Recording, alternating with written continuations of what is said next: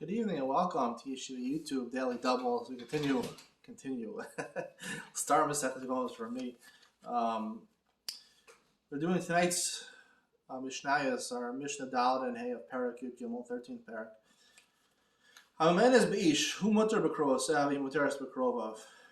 Mian, obviously, people who are learning this are familiar with it. Mian, basically, when a daughter gets married young, she has the ability to revoke the marriage. Without a get, her married off not by her father, by her mother or brothers. Who muter b'krovo sav, he muteres b'krov. If just miyun happened, a get was not given, a formal get was not given, so there's no isser on the krovim. Usually, if a get is given, so then you can't marry the relatives, the father, the brother, the son. He muteres b'krovov, and he also can't marry the mother, the sister, and the daughter. The lo paslam min hakahuna, there's no psul min hakahuna because it's not a get. Not something like get. If the get was given, who also b'krov said he also b'krov? Then it's considered a full marriage because the get basically means the marriage was a full marriage. Since the marriage is a full marriage, so therefore there's an isser on the krovim. L'pasla minakuna, she can no longer marry a kohen. She's a grusha. She got a get. Nasan la get v'hechzira. Let's say he gave her a get and then he remarried her.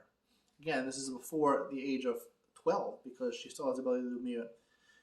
And then she went ahead and she ended the marriage through miyun, and she got married to someone else. And Sarmlon is garsha, and then she widowed or got divorced from the second marriage. Muteres lachzor, she can go back to him because the thing that retroactively revoked their marriage was the second thing was the miyun. It wasn't from gerish, it was from miyun.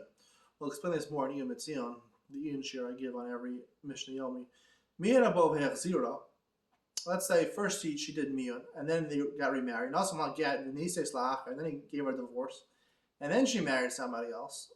She can't go back to him because Allah in the Torah, after a woman gets divorced and then she marries another man, she's together with the other man, she can no longer go back to you. Is that called get achar miyun asur lachzor lo miyun achar get mutar lachzor lo? Summary of these halachas: if what happens, it's always what's the last thing.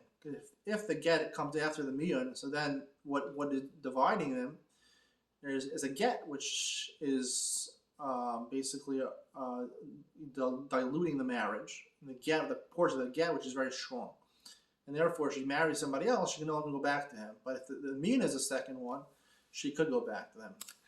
That's not a violation of acharei asher hutama in the Torah. Hey, Mishnah, hey, amenes beish v'nizis la'acher v'girsha.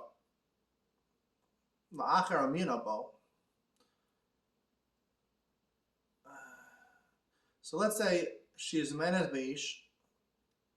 She revokes the marriage. She goes and marries somebody else. The Gershon, he divorces her. She goes to marry somebody else. So miyanabo, and then he was ma'ayin bo, and she revoked that. La'acher v'gersha la'acher miyanabo. She kept on marrying people, 4 or 5 people. She's a very attractive woman apparently. Some she dissolved the marriage through gerushin, some through miyun. Kol shegatzes emano beget asur lachzor. Anyone who the marriage ended in get, like we just said before, she can no longer marry that guy.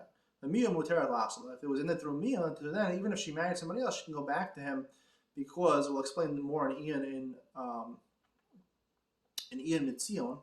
I call it the regular Mishnah share daily double. In Iyun Mitzion, I'll explain more on the difference between miyun and gerushin, why the concept in the Torah that a woman who gets divorced, bill of divorce, and then she's married to another man, she can no longer go back to the first husband. By miyun, that doesn't apply. I'll explain that more. Iyun Mitzion coming up next.